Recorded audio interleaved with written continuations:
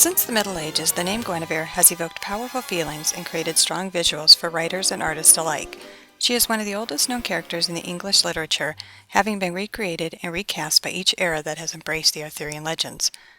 Dating back to pre-Roman Welsh history, the name Guinevere has been linked in the Welsh triads on one hand as a powerful queen, and on the other hand, the most faithless of the three faithless wives, quote, having shamed Arthur, a better man than any of the others.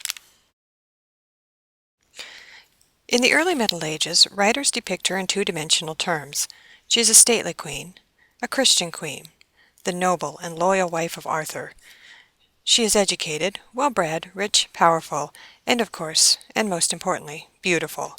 Overall, she is a loving and perfect appendage to a great and powerful king.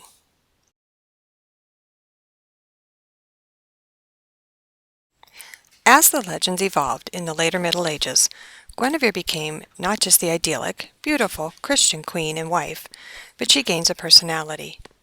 Unfortunately, with her more fully developed three-dimensional role, she succumbs to human frailty when she falls in love with the strongest knight in all Christendom, Lancelot.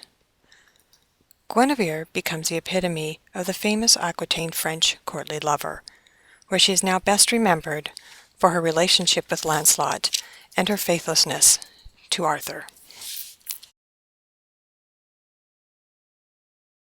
For years, the Arthurian stories fall out of the public eye, where the characters remain dormant, waiting to reawaken.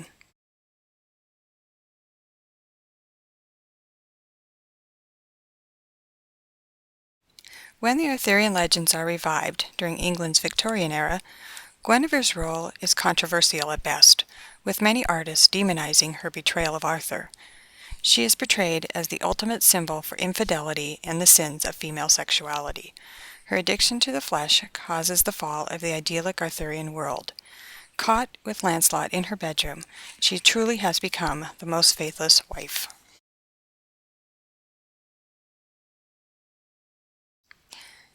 The world sees her now through Tennyson's eyes, begging for forgiveness, half crazy with remorse, laying prostrate before an unforgiving Arthur.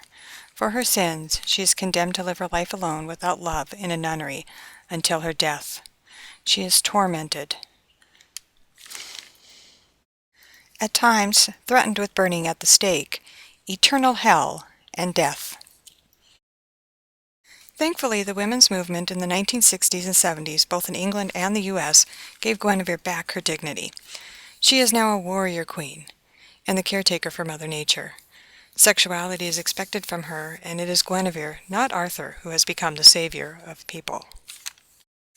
More than any other character in the English language, Guinevere has symbolized the role that women have taken throughout history. How will her character change, and what will her next metamorphosis be? Only time will tell.